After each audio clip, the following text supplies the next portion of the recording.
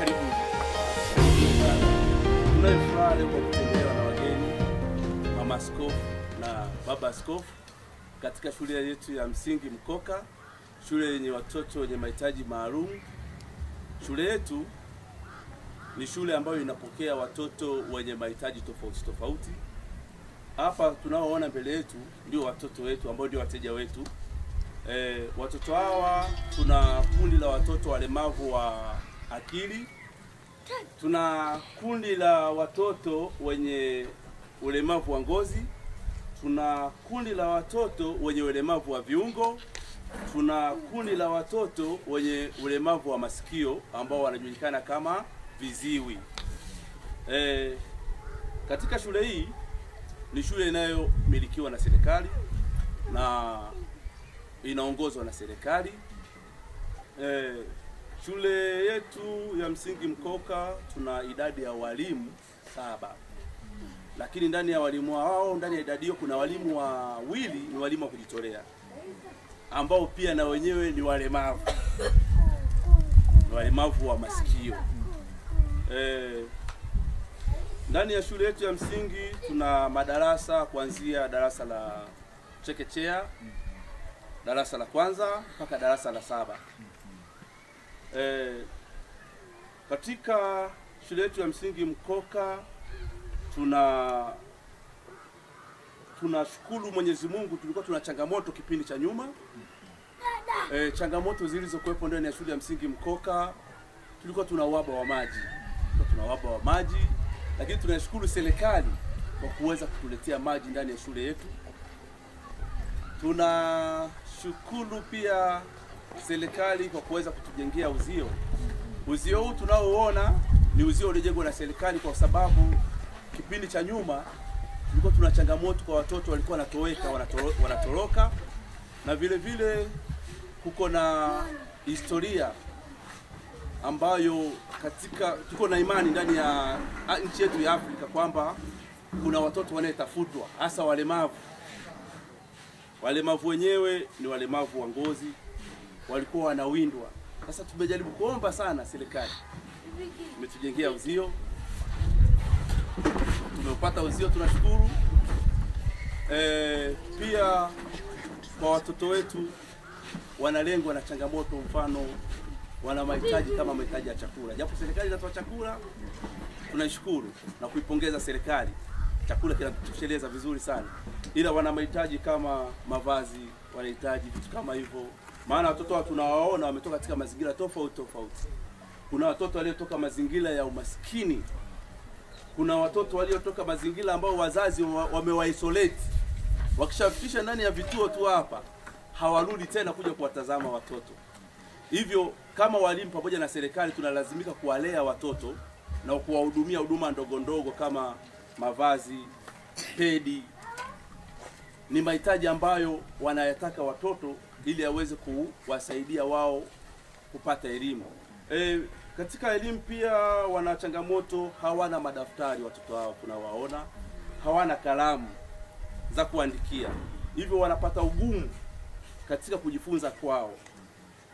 Tukienda kwa upande wa watoto walemavu wa miguu, tuko na watoto ambao ni walemavu wa viungo, wanakuwa na changamoto ya hizi wheelchairs. Kwa hiyo ni vitu ambavyo tunategemea tukivipata vitu hivyo vitapata kutusaidia kwa watoto wetu ili kuweza kumove kutoka eneo moja na jingine kwa sababu ya kujifunza kwao. Alikadhalika shule yetu tuna madarasa 3 tu, ambayo madarasa hayo yanafundisha mtoto kuanzia darasa la awali mpaka darasa la 7. Hivyo inatupelekea ugumu pia hata katika ufundishaji. Inatubidi walimu, watoto wanapokuwa wameingia darasani, tuanze kujipanga nyuma. Mwalimu mmoja atoke, mwingine aingie. Hivyo tunatumia muda mkubwa sana kufundisha hawa watoto. Kwa hiyo tuna uhaba saizi wa madarasa kama madarasa 7 yanayohitajika ili aweze kumudu zoezi la ufundishaji.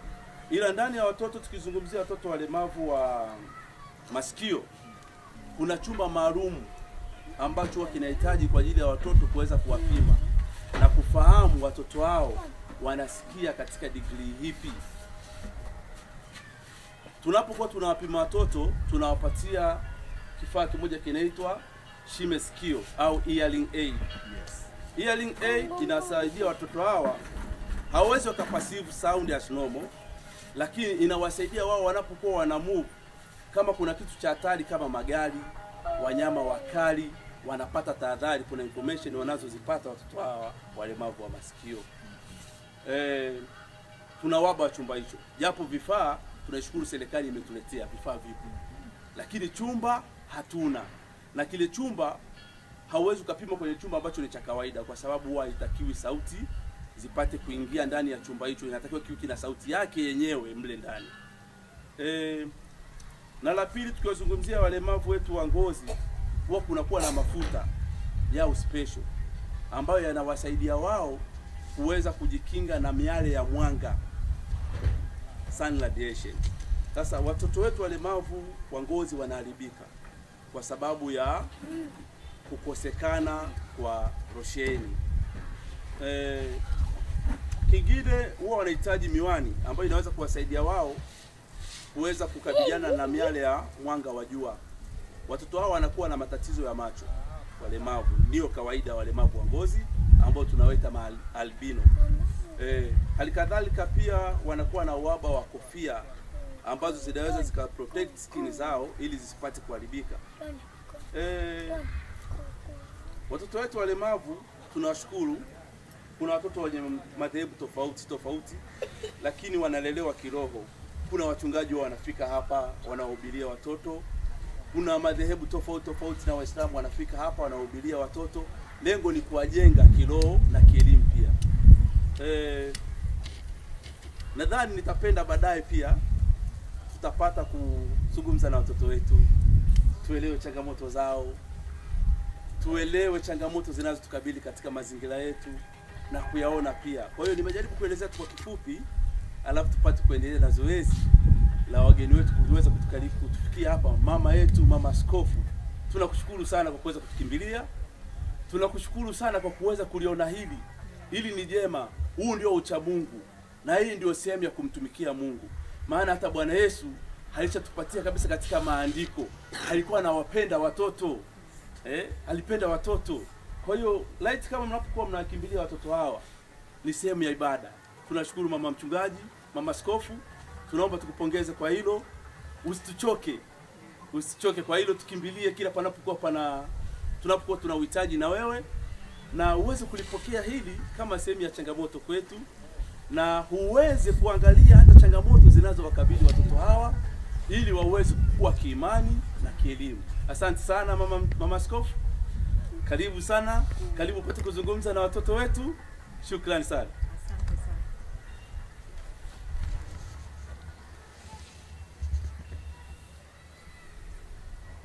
Bwana Yesu asifiwe. Amina. Watoto wa mjambo. Basi mwalimu, nashukuru sana kwa kunikaribisha na kutukaribisha sisi wote hapa. Kama alivyosema baba mwanzoni, kwa kweli siku tuliokuja kwenye ibada hapa hatukujua kama tutafika eneo hili, na imefanyika kuwa baraka kwetu.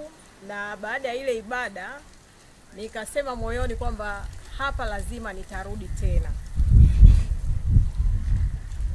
Mwalimu alisoma siku ile taarifa fupi ya shule pamoja na changamoto mlizonazo. Tukasema basi kutokana na hilo, hicho ni kingine tena kitu kinachotusukuma au kunisukuma mimi kufikiria kuja tena hapa na kuangalia ni jinsi gani naweza tukasaidia kama kanisa. Pia tuna kitengo ambacho kinashughulika na mahitaji maalum ambacho inaitwa EAR au sikio, ambapo ni Episcopal Anglican Relief. Na tarehe 15 tulikuwa na ibada kubwa ya kumweka kitini baba askofu, na katika jambo ambalo nilizungumzia ni kuhusu hichi kituo. Niliahidi katika ile ibada kwamba nitarudi, na pia kuna mambo ambayo niliahidi nikasema mimi pamoja na taasisi yangu tutahakikisha kwamba tunayafanya.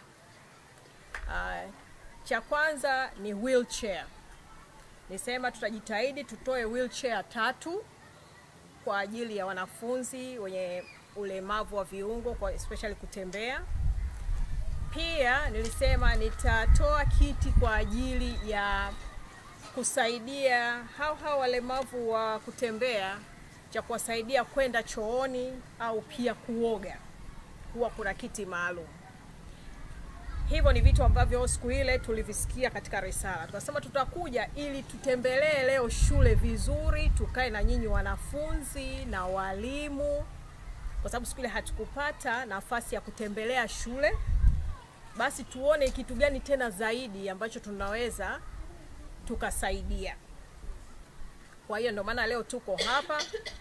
Basi pia niwape nafasi, mwalimu ameshaongea, labda wanafunzi pia waweze kuongea na sisi. Matroni siku ile hatukumuona, patron hatukumuona. Pia ni watu muhimu sana kwa katika maelezi ya hawa wanafunzi.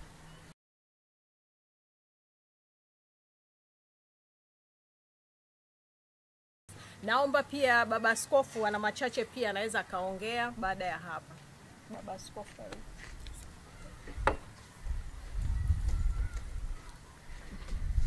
Nawapenda nyote.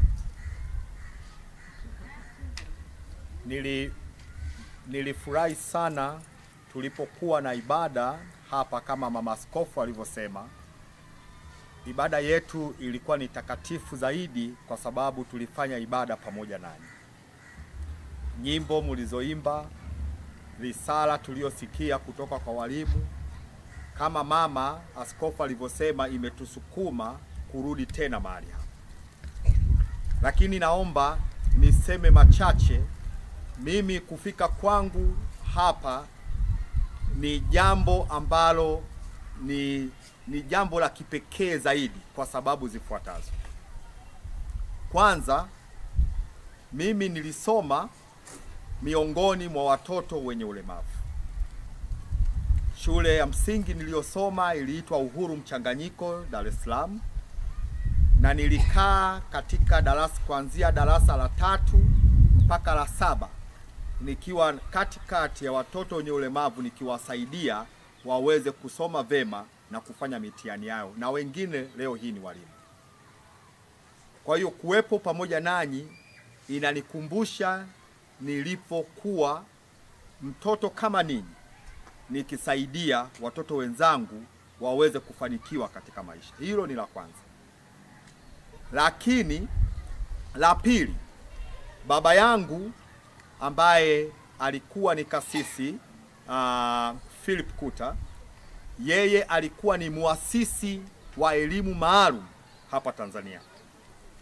Nakumbuka wakati analetwa Dar es Salaam kuja kufungua kitengo cha watoto wenye ulemavu wa akili hapa Dar es Salaam, akishirikiana na Wizara ya Elimu.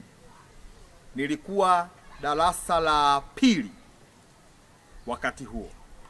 Nyuma, watoto wenzenu hawakuwa na nafasi ya kuwepo shuleni wakijumuika pamoja, kukaa pamoja na kusoma pamoja. Baba yangu alinifundisha huo wito wa kuwapenda alipoona haja ya kuleta elimu maalum Tanzania, na tangu hapo zikafunguliwa vyuo vya kufundisha walimu wa elimu maalum.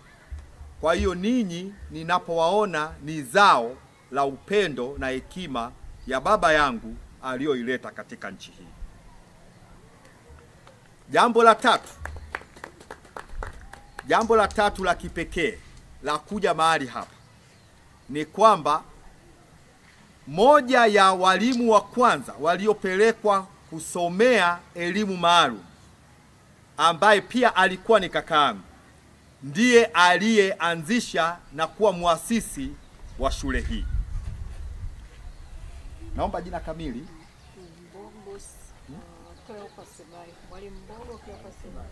Yeah. Anaitwa Mwalimu Cleopa Sebahi. Sasa Cleopa Sebahi yeye alikuwa ni walimu wa kwanza waliopelekwa baada ya elimu maalum kufunguliwa Tanzania na baba yangu Philip Kuta, na yeye akaona vema shule hii iwepo mahali hapa. Kwa hiyo nina sababu kuu hizo tatu ambazo ni za kipekee sana kuwepo hapa, lakini kubwa zaidi ni mama askofu ambaye ameguswa na ninyi kama kama watoto wake, ili aje awasikilize walimu wanasema nini juu ya mahitaji ya mahali hapa, awasikilize ninyi watoto mnasema nini ninyi wenyewe mnavyoona mahitaji yenu na yapi mnayahitaji hasa katika mahali hapa. Na zaidi ya yote tunaomba tutembelee maeneo yenu, tuone hayo mahitaji mnayoyasema, tuyaoanishe na mazingira ili tuweze kutafakari zaidi mambo makuu ya kuyafanya mahali hapa pakawa pazuri, pakawa ni pabaraka, na wengine watakao kuja wakute ni mazingira mazuri zaidi kuliko haya mnayoyaishi. Asanteni sana.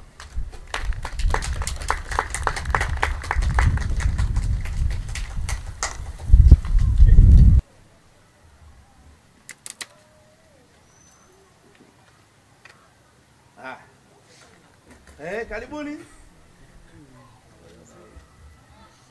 Karibuni watoto, tuzungumze sasa. Karibuni. Wewe changamoto.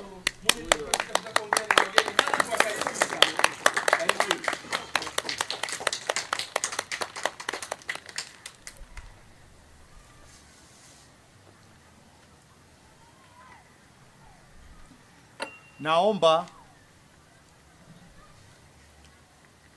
Naomba uwe huru useme kabisa kwa niaba ya wenzako ni mahitaji gani unayaona hayapo na kipi ungependa kiwepo, ili usome kama mtoto mwenye heshima wa Kitanzania.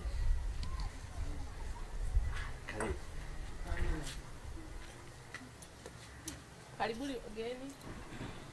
Karibuni wageni. Wamefurahi sana kuwaona.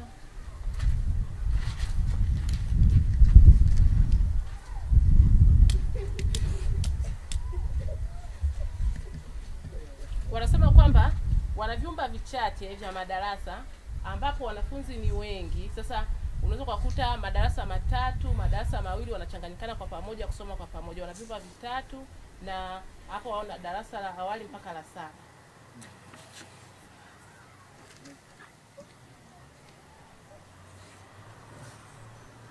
Wanasema changamoto nyingine, anasema kwamba walimu ni wachache, kwamba mwalimu anapoingia darasani anafundisha vipindi vyake, lakini kuna vipindi vingine vinafanyaje, vinapotea. Kwa hiyo kama kuna uwezekano wapate walimu wa kuwasaidia, yani walimu wengine wa ziada.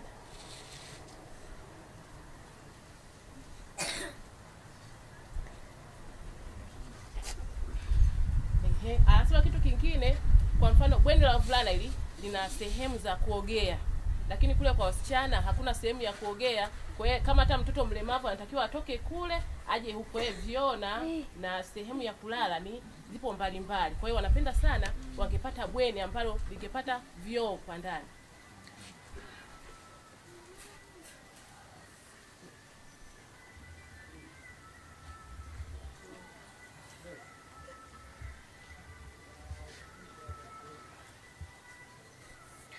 Bado tu anaongelea kwamba bweni la wavulana ni zuri, lakini la wasichana bado yani halina miundombinu mizuri ambayo ni tofauti na la wavulana. Kwa hiyo wanapenda sana bweni la wavulana hili liwe sawa sawa na la kwa wasichana.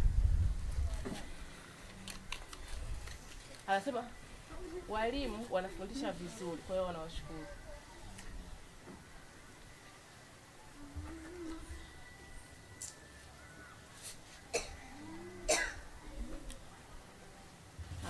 Alafu kitu kingine wanaongelea mambo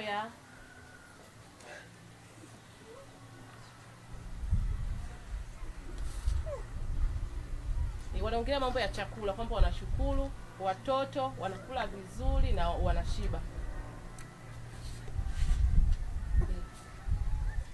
Wageni karibuni sana.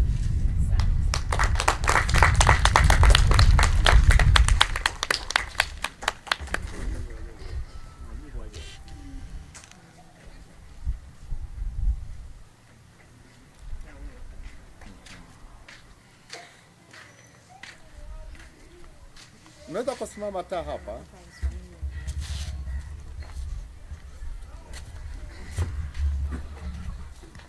Geukia huko.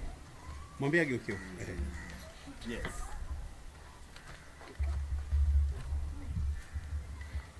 Anaongelea tu madarasa kwamba ni machache.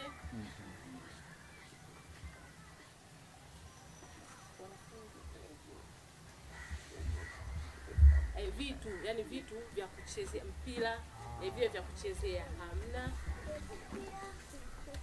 Walimu wachache. Walimu wachache kidogo.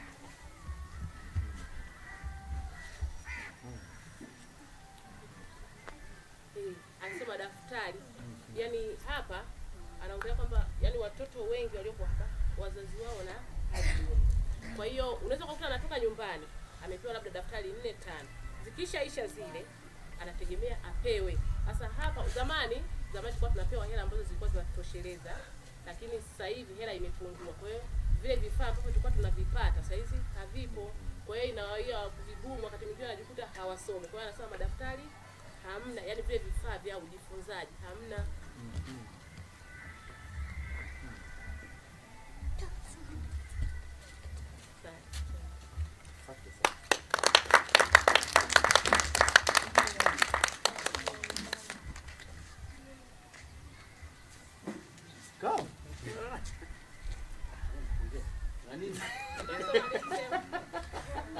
Napenda nini? Assalamu alaikum. Wa alaikum salam. Baba Kofu na mama Mkofu na Mtafaeli, karibuni sana mkeo huu hapa kitengo. Jamani, mwaka jana kwa nasoma kitengo, mwaka huu nasoma kidato kwanza. Mkeo huu karibuni, nachoma huku hivi miamishiwa, tunachoma vizuri, natahidi dumisha sabu nini madaftari 3, tunaandika tunatahidi. Karibu sana Baba Kofu na Mama Mkofu na Mtafaeli.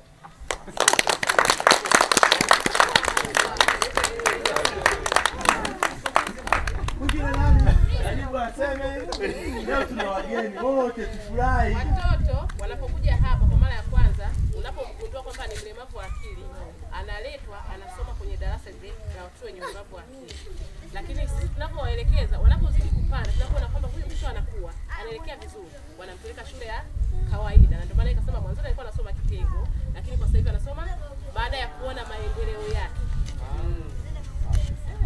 Na ndio sababu hata ukiona namna anavyojieleza yuko japo alikuwa ni mlemavu wa akili na mpaka sasa hivi ni mlemavu wa akili, lakini ana uwezo kidogo wa kujieleza. Haya. Wengine karibuni tuzungumze na wageni leo, tufurahi. Kuna nini? Mmefurahi kuona wageni, muwapongeze wageni. Kuna changamoto gani? Kuna matatizo gani? Mnafurahia nini? Mnapenda nini mama askofu awasaidie? Karibuni. Naona yule pale anataka kusema. Come. Jo. You. Yes.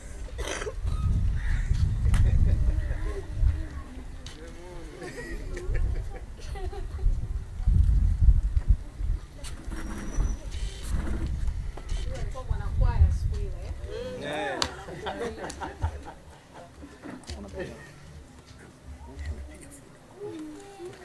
Kapa hivi wapate sura.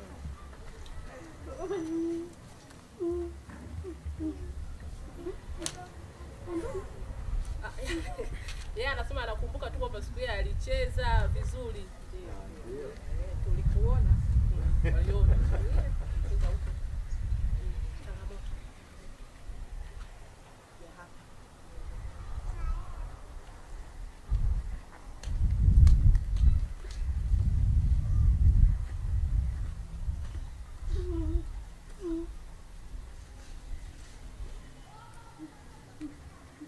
Yeye anasema kwamba ulemavu wa akili na viziwi wana changamoto.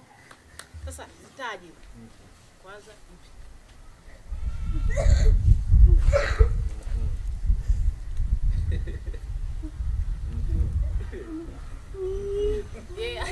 Anaongelea kwamba wanalala kule wadada na mama yao huyu ambaye ni mama pale anawaamsha mapema, wanafanya usafi vizuri, kwa hiyo wanakaa naye vizuri, yeye ndo anasema.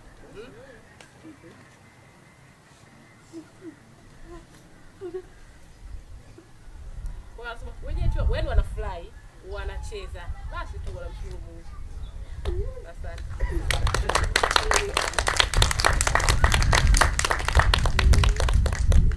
Mwingine nani? Okay. Come. Aya, Kene. Huyu Aya, bwana. ongea. Come.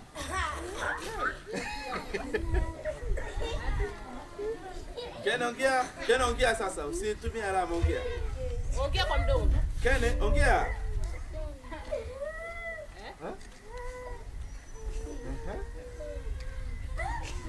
Kene ongea. Aya, asante Kene.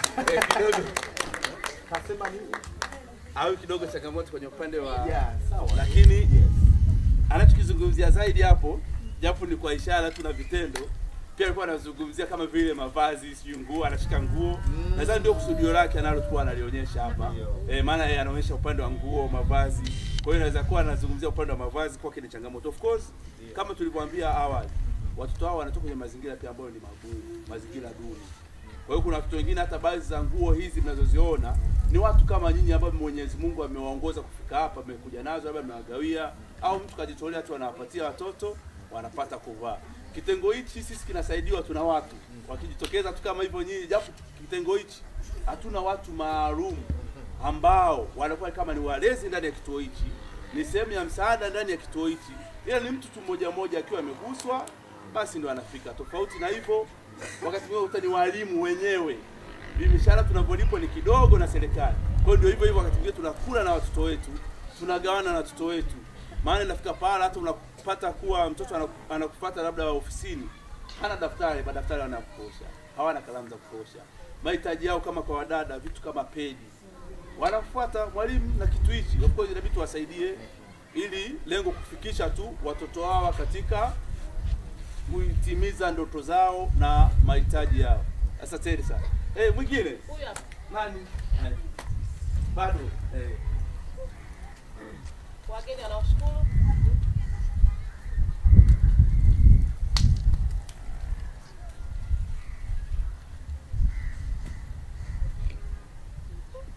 Wanasema wanaomba kitu kama kompyuta, kitu kama TV, kompyuta, kwamba wakiwa wanajifunza wao wanaona picha.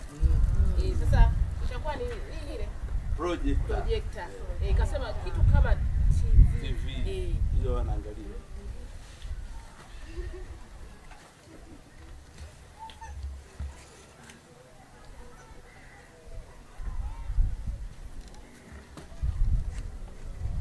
Kingine wanasema hivi, wanaomba vitabu vya Biblia kwa sababu na wenyewe wanajua kusoma, wasome wanafunzi hawa.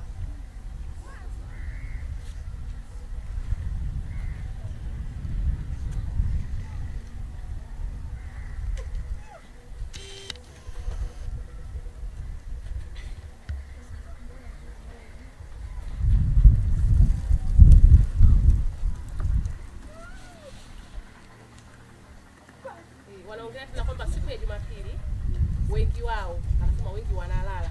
Kwa hiyo wanataka labda kiongozi anayeweza kuja hapa akawasaidia katika mahubiri. Kuna wale mahubiri, yaani kuhusiana na neno la Mungu kama ibada.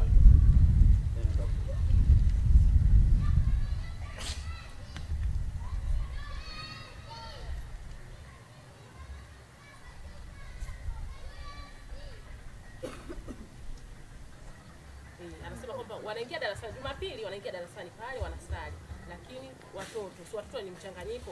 Kwa hiyo kuna wengine wanacheza bado hawajapewa.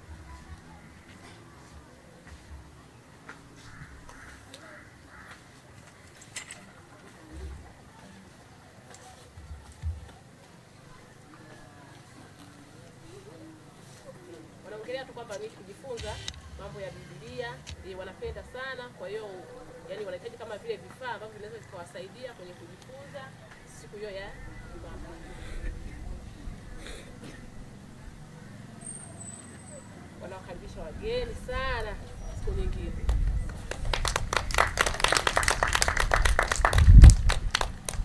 Ninaomba niwapongeze sana walimu. Kuna kitu ambacho nimekinoti nilipokuwa nimekaa. Watoto wote wana furaha.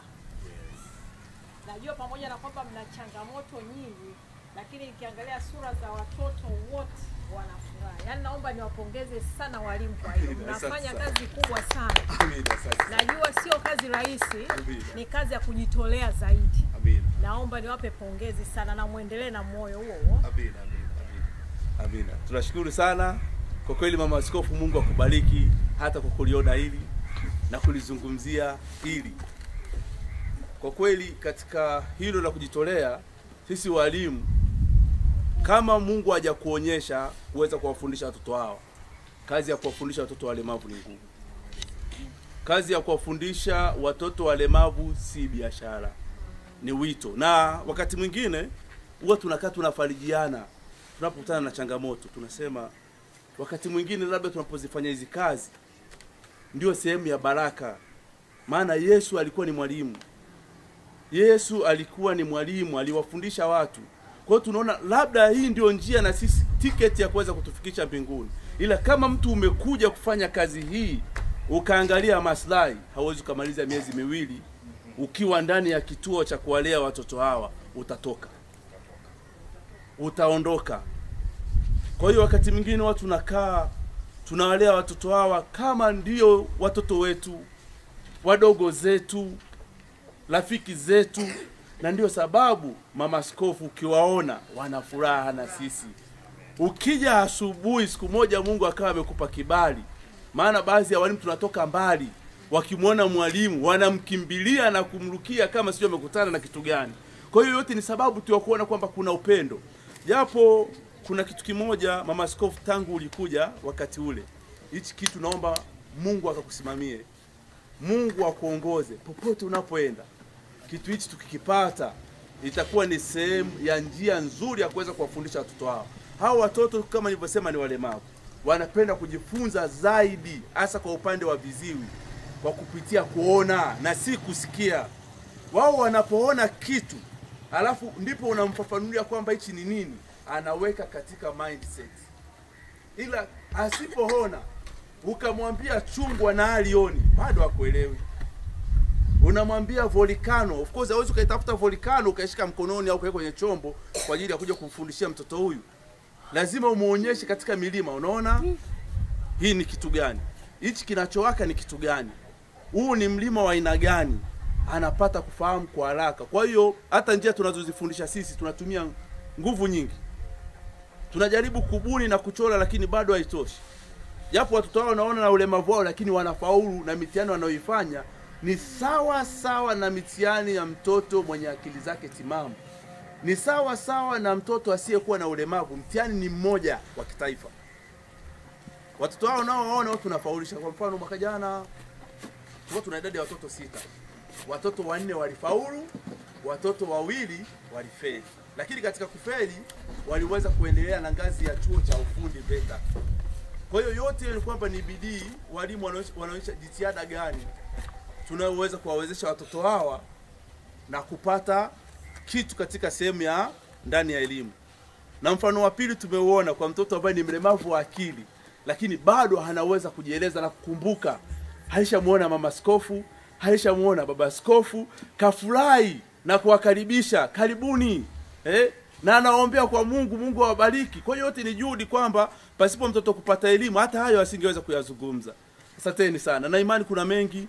Baada labda tunaweza tukajikuta tukafika, tukaona uhalisia wa mazingira yetu, tukaona sehemu tunazofundishia, sehemu tunazojifunzia, ugumu wa kufundisha darasani, zana za kufundishia au vifaa vya kufundishia darasani jinsi vilivyo, na light kama tukiboreshewa hivyo vifaa tunavyoviomba na mahitaji ya watoto haya wanayoyataka, basi na imani tutaweza kufikia malengo ya kujifunza kwao na sisi kuweza kuwafundisha wao. Asanteni sana. Na imani katika hili, labda ningependa ni wakaribishe, kwa sababu walimu tulishazungumza, wanafunzi tulishazungumza, walimu bado samani, walimu watazungumza. Nitakaribisha pia na wasaidizi ndani ya watoto hawa ambayo ni wapishi, matron, patron, na wao pia wanayaona hapa. Kuna changamoto, kuna faida ambazo wanazipata hapa. Kwa hiyo na wenyewe pia nitapenda wawe huru wapate kuzungumza chochote kile. Asanteni sana. Sasa mimi nilikuwa napenda nianze na wasaidizi, baadaye tutaenda kwa walimu wajitambulishe. Amen. Na waseme pia changamoto zao, mafanikio yao. Asanteni sana. Karibuni kwa ujioni. Tunashukuru, tunasema asante. Sisi ni watumika wa Mungu, tunatumika mbele za Mungu. Tunaomba mtupe nguvu na faraja pia. Bado nawashukuru wanafunzi wangu, wamependa kujua kusema kwamba mimi nawalea. Ninashukuru, bado nawashukuru pia. Sijajua kama mimi nawalea vizuri, lakini nashukuru Mungu anavyoniongoza na ndivyo nitakavyowapeleka. Nasema karibuni. Sina mengi ya kusema, bali tunaomba msaada kwa watoto wetu. Mlicho nacho tunasema asante. Karibuni.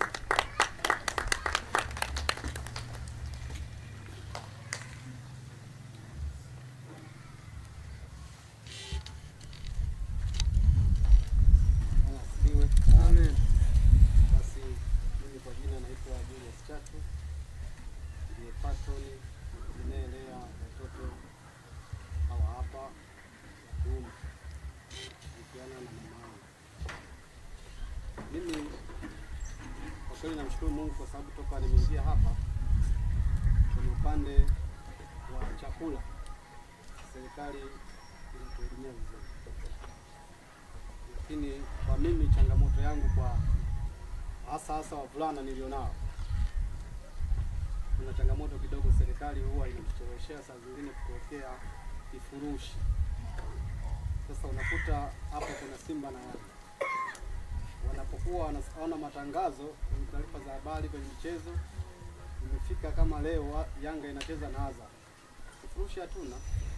Sasa inalazimika twende tukajae kwa mwalimu mkuu wa kitengo, lakini kwa sababu TV ipo, kama kwa mwezi tunakuwa tunalipiwa kifurushi, basi hawa vijana hawatavuka geti. Lazima nitakuwa nao huku ndani, tunaangalia mpira, tunaangalia taarifa ya habari, vitu mbalimbali vya dunia jinsi inavyoenda, yaani wajisikie kama wako wengine wanavyoishi.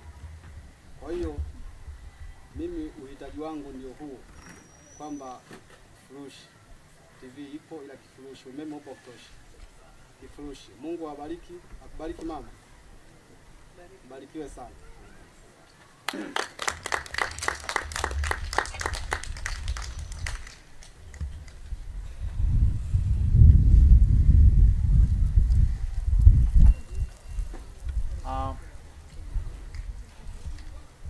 Asante.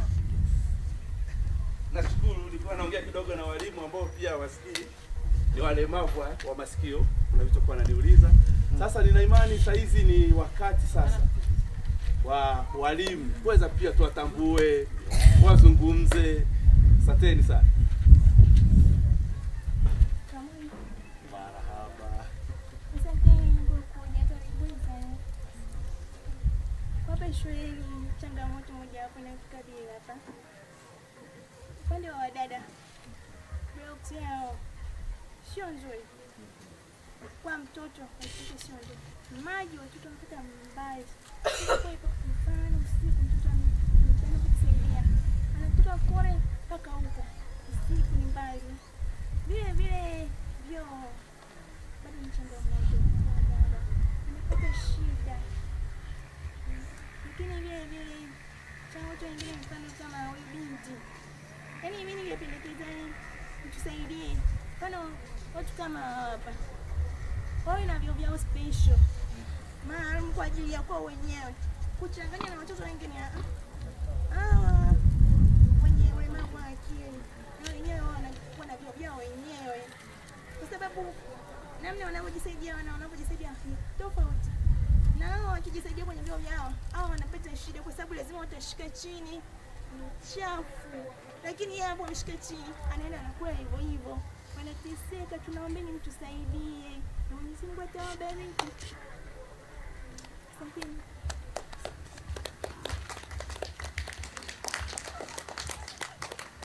Mwalimu, karibu usalimie, utambulisha tukua wageni. Karibu. Ongea chochote hata kuwashukuru, kuwasalimia. Yule ndio mwalimu leo Kadia. Hiyo ndio mwalimu leo Kadia. Kumbe na kumbukumbu vizuri. Na huyu aliyokutoka ni mwalimu Dorika. Wote ni viziwi lakini wanazungumza. Tunashukuru kwa hilo, japo leo kunakuwa na changamoto katika uzungumzaji.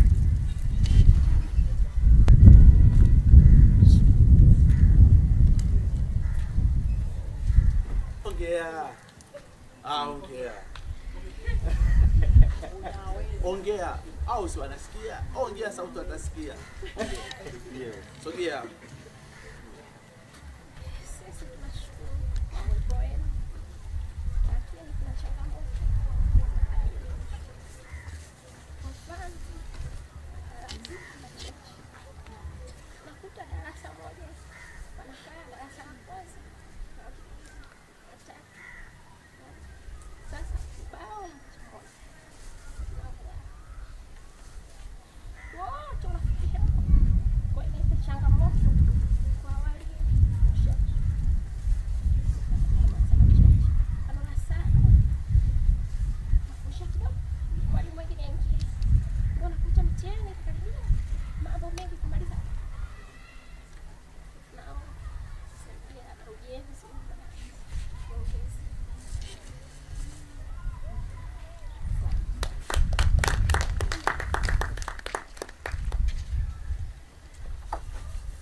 Nimesikia umetajwa michezo, lakini sijasikia michezo ya watoto wa kike. Ninyi, kuna mtoto wa kike anaweza kuja kusema anapenda michezo gani?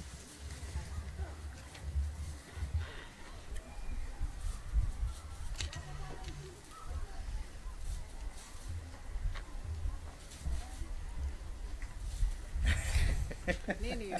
Karata. Karata. Karata. Nini karata? Ni nini? Anazungumzia netball. Oh, netball. Netball. Oh.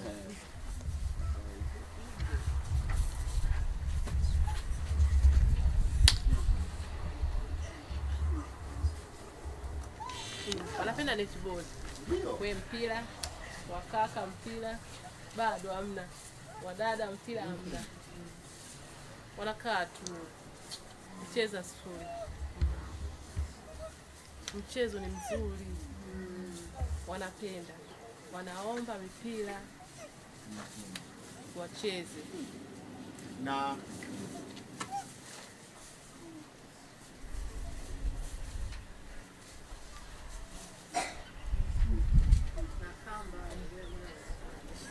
anasema hata walimu wao wanapenda tucheze, lakini sisi hatuna vifaa vya kuchezea. Na kamba za kuruka hiyo. Na kamba.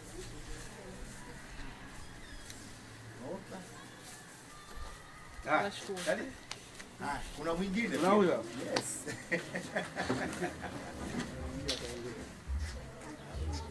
Tuzungumze kucheza, why not?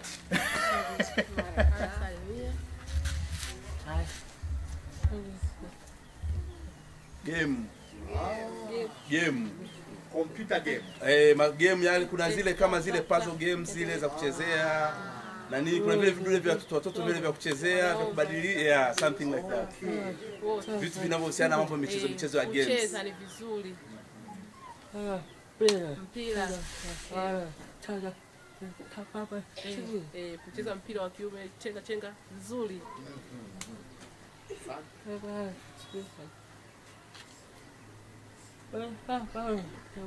Kamba. Kamba hamna. Asante. Ndugu mwingine? Mchezo. Wewe. Karibu. Basi.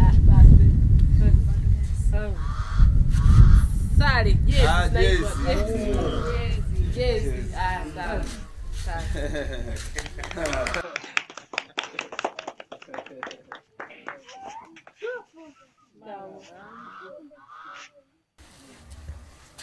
Viatu. Viatu vya Viatu michezo. vimekatika, wanashona shona tu, wanashona shona tu. Socks.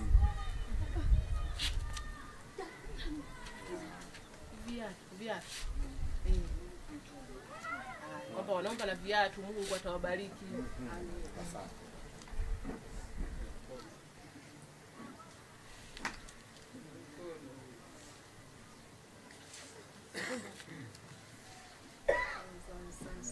Miwani, anasema albino miwani hamna.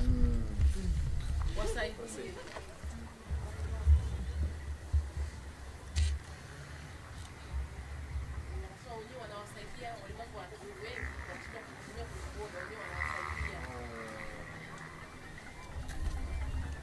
Kwenye kula anasema wengine hawawezi, kwa hiyo wanawasaidia.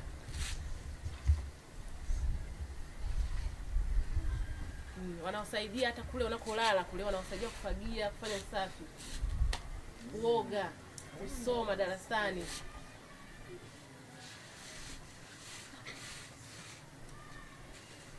Wanawafundisha hata nyimbo, yani kwa mfano Mungu ibariki Afrika, wanawasaidia, hawaelewi. Anasema wanapotembea labda kumsukuma ni kosa. Mlemavu yule, kwa mfano watu wengine walemavu wa akili hata kutembea ni shida. Kwa hiyo anasema kumsukuma tu kwenye ni kosa. Wanajua wanawasaidia, akianguka wanamsaidia kumnyanyua. Asante. So, kama nilivyosema, mimi pia nilisoma na walemavu, na nikiwa mwanafunzi nilisaidia wanafunzi wenzangu wenye ulemavu, na niliona baraka za Mungu kwangu, kwa sababu nilikuwa na moyo kama wako uliousema. Sikupenda kabisa kuona mtoto mlemavu ananyanyasika au anasukumwa au anafanywa kitu chochote kibaya, na nilisimama kuwatetea nikiwa mwanafunzi. Na kushukuru sana kwa uliolisema, na nimefarijika mno kwamba mnateteana wenyewe kwa wenyewe, mnasaidiana, mnapendana, na katika moyo huo Mungu atakubariki sana na utafika mbali sana kijana, katika maisha bora. Mungu akubariki sana. Kwa namna hiyo wako wana unit sana. Asante sana. Asante sana. Mungu akubariki wewe na wenzako wote, na tupo hapa kwa sababu tunawapenda, na tutajitahidi basi kufanya linalowezekana muwe na maisha bora. Sema sana. Asante. Anaona kwa Baba anasema Mungu akubariki kwa sababu ameona nyinyi wote hapa mna upendo, mnasaidiana, na amesema hata yeye mwenyewe zamani huko alisoma shule za walemavu, alikuwa anawasaidia.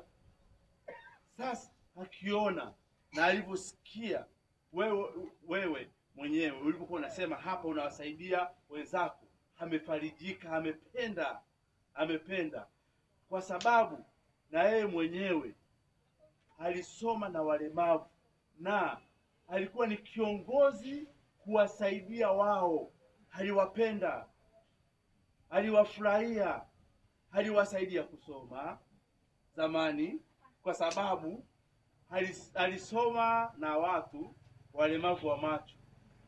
Sasa kuona ile mbali ilikuwa ni matatizo, yeye akawa anawasaidia, anakaa nao karibu. Mfano wewe ulivyosema hapa, na yeye alifanya hivyo hivyo.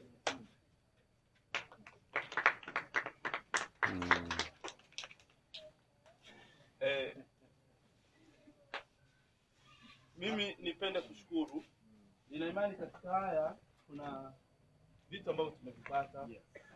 Na watoto wamepata kuzungumza, watoto wamesema ya kwao, wengine wameguswa mpaka na moyoni, wakatoa yale yaliyokuwa moyoni mwao, na kuonyesha dhahiri kwamba katika kituo hichi kinawasaidia vipi kuwajenga. Right, kama wangewa isolate, wangebaki majumbani kwao, sidhani kama hata uelewa huu na upendo huu wangeweza kuwa nao. Kwa hiyo hata kufika ndani ya kituo hichi kwao ni faraja. Kwa hiyo hivi sasa labda tusipoteze muda, nilitamani tufike hata kwenye mazingira, tuone mazingira yetu halisi, tutembelee madarasani, tutembelee hata kwenye mabweni yao wanapolala, tutembelee vioni mwao wanapojisaidia na mabafu yao, ili tupate hata kuangalia ni vitu gani na ni kwa kiasi gani watoto hao labda wana uhitaji. Kwa hiyo tunashukuru kwa hilo baba mchungaji. Nilikuwa nakusikiliza kadhani uniform wanazovaa za uniform ambazo tulibuni. Mazingira ya upande wa dada au wasichana ndio wanatumia. Ili bweni lilijengwa likiwa ni moja, ndilo lilianza kipindi cha nyuma. Baada ya kujenga bweni hili, tukabidi tufarague mazingira au tulitengeneza mazingira kwa wavulana walikuwa kutumia kama sehemu ya darasa. Kwa hiyo katika kutumia ile sehemu ya darasa kulala, wadada walikuwa wanatumia huko, japo ni bweni ambalo lilijengwa zamani sana. Ndio maana unaona kidogo liko tofauti, si la kisasa. Ila saa hizi wanafunzi pia wana compromise, wanalalamika kidogo. Tunashukuru serikali yetu imejenga bweni zuri, tutapita tutaliona, la kiume kule tutaliona. Kwa hiyo ndio bweni la wasichana au bweni la wadada, liko katika upande huu. Na kuna upande wa kule mbele pia kuna vitanda.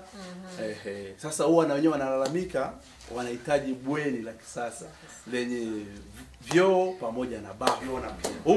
Lakini pia walikuwa wanasema kwamba kwa sababu hivi vitanda vinatumika kule kwa wavulana, sasa kwa sababu vilikuwa vimezidia, vingine tukavipunguzia huko. Wanavipenda pia hivi. Wanasema hivi hapa vinatunza kunguni. Mtu anaweza akatoka nyumbani amejisahau mbeba kunguni, akija humu haishi kwa sababu kuna baridi. Humu anaishi. Kwa hiyo kama wangepata vitanda vya aina hii wanapenda sana. Anasema kuna kitanda kimeharibika. Kiko wapi? Kimevunjika. Wapi? Hichi. Anasema kitanda kimeharibika. Godoro zimekuwa kidogo zimeisha. Hii analalamika kwa sababu ndio hiyo kama nilivyowaambia awali. Tunaipongeza serikali. Imeleta kule magodoro mapya, vitanda vipya kule kwa wavulana. Lakini wao haya magodoro ni yale ya zamani. Tunasema magodoro yameharibika.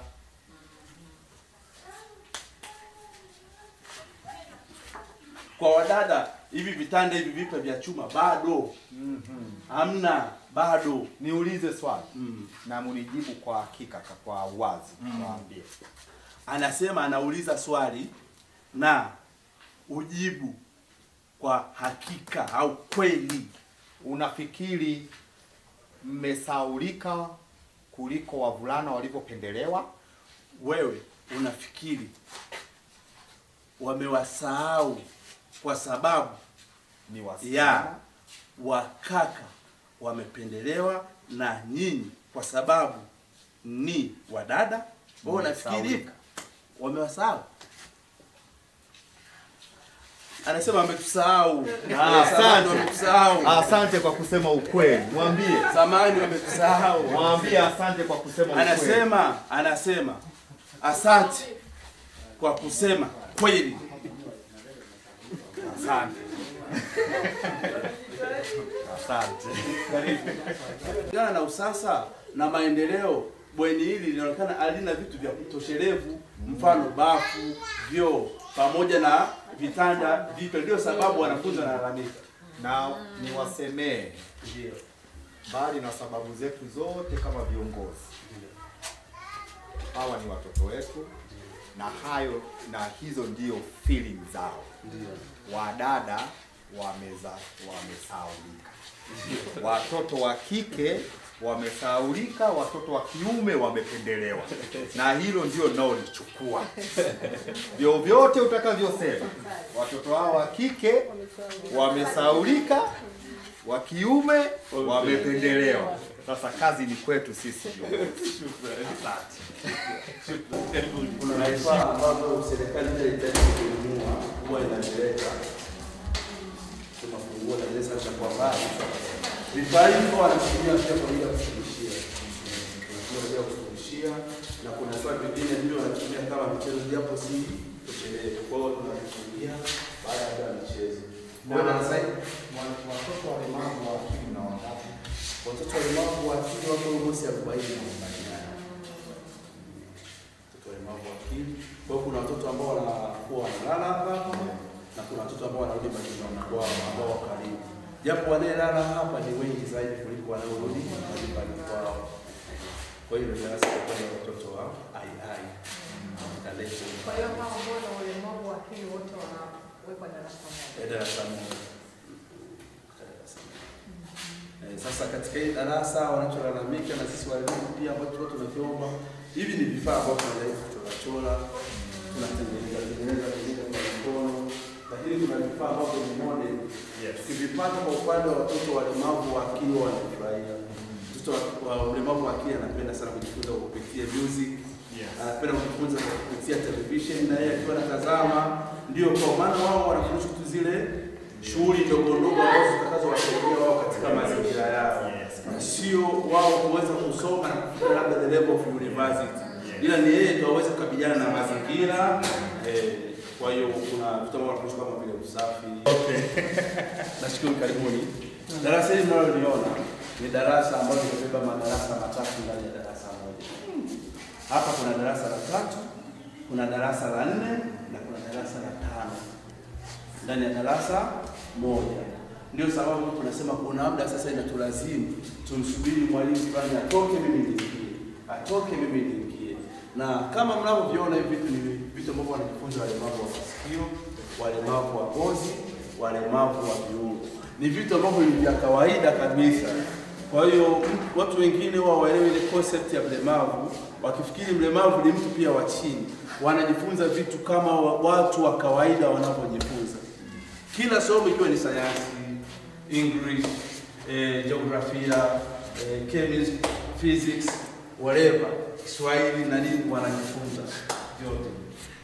Sasa katika darasa hili tulikuwa tunaomba kitu ambacho kinaitwa projector.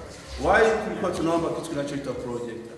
Projector kwa walemavu wa masikio ambao ni viziwi wasiopata kusikia, wanapokuwa wanajifunza kitu kwa nadharia ambayo kidogo inataka kufanania na kile kitu ambacho ni halisi, japo hakiko physically kwamba amekishika au amekiona, basi anakuwa anapata concept ya haraka zaidi kuliko ukiwa unamfundisha kitu umemchorea sometimes hata ile structure uliyo draw haiko clear au sometimes sio iko relevant na kile kitu. Kwa hiyo light kama akipata zile project tukao tuna install vile vitu, labda ni kitu gani kinachoendana na hizo mada tunaenda kuifundisha, basi ukimfundisha anaelewa haraka zaidi. Na saba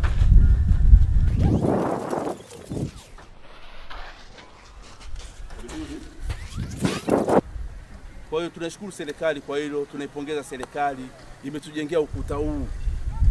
Kwa hiyo watoto wetu sasa hivi tuna imani wako katika mazingira ambayo ni salama. Vile vile watoto kwa watoto walemavu wakati mwingine kwa wanatoka afu wajua hata wanaelekea wapi warudi wapi. Sasa hizi wako ndani ya fence, wanaishi kama wako nyumbani. Kwa hiyo ni sehemu pia mafanikio kwetu. Muone wengi.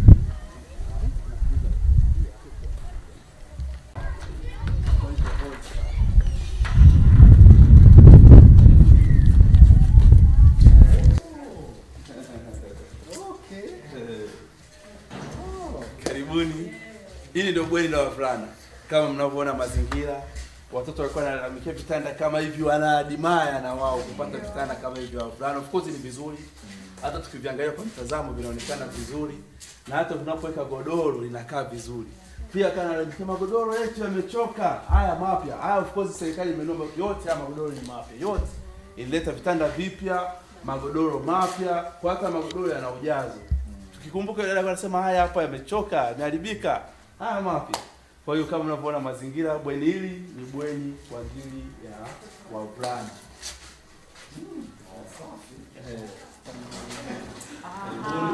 Hichi hapa, hichi ni choo kwa ajili ya walemavu. Kuna wadada walikuwa wanalalamikia hakuna kule vyoo vya walemavu. Kwa hiyo kwa upande wa wavulana tunashukuru serikali na kuipongeza kujengea choo kwa ajili ya walemavu. Lakini hapo bado wanahitaji msaada. Hapa bado kuna wengine lazima waletwe. Katika choo hiki ndio maana wanasema kushika chini baadaye wanakula na uchafu. Sasa hichi choo kuna wengine ambao hata kutembea, wale ambao wanatembea zile wheelchair, lazima umbebe kisha uje umkalize hapo umsubiria atakapata kumsaidia. Sasa tukileta kiti kile cha kusukuma ili akae vizuri sana. Sijui hii structure waliwaza nini, lakini haitakiwa kiti ambacho kimenyoka pale pleni. Kienda kinaenda moja kwa moja pale choo. Sasa hiyo bado ni kosa. Kitu ambacho tutakirekebisha. Shukuru sana. Hata mlango unatakiwa hiyo. Hizi ni vifaa halisi ambavyo ni vifaa ambazo ni modo tumejaribu kuchora na kuwafundishia watoto. Hapa kuna vifaa vya sayansi, kuna vifaa vya vocational skills, kuna vifaa vya jiografia, kwa hiyo kuna vifaa vya aina mbalimbali, kuna vifaa vya masomo ya raia. Tumejaribu kufiti ukutani, japo kuna vingine watu wanaviweka na kuvifungia kwenye makabati. Kwa hiyo watu wanajifunza kupitia kusoma. Sasa ndio maana hata wao wanalalamika. Kuna siku moja alishatembelewa na watu wakaona zile project na nini. Sasa mwalimu, kwa nini sifanye na sisi sote tunaendelea tunapata kuona kitu tunajifunza. Kwa hiyo vitu kama hivyo na sisi pia ni kitu ambacho watu tunakiomba kwa wadau mbalimbali tupate msaada. Kwa hiyo kama ni project kuanzia moja au mbili, yaani tupata hata mbili tutashukuru. Tupata hata mbili kaka darasa hili na nini kama nyingine tunaweza tunazishika. Tutashukuru sana. Tutashukuru sana. Mimi nitatafuta project. Asante sana. Asante sana baba Skofu. Asante sana baba Skofu. Ndio maombi kabisa kwa. Asante sana.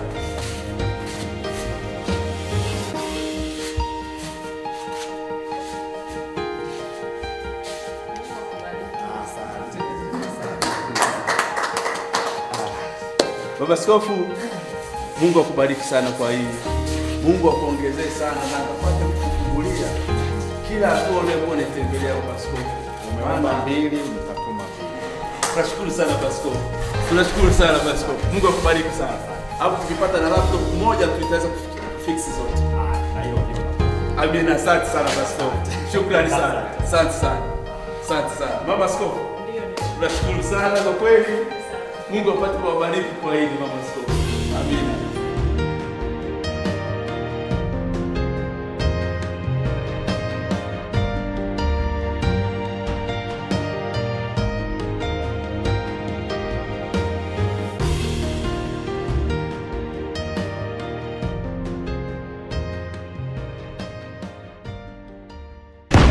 Episcopal Anglican Media, maisha yanayohubiri.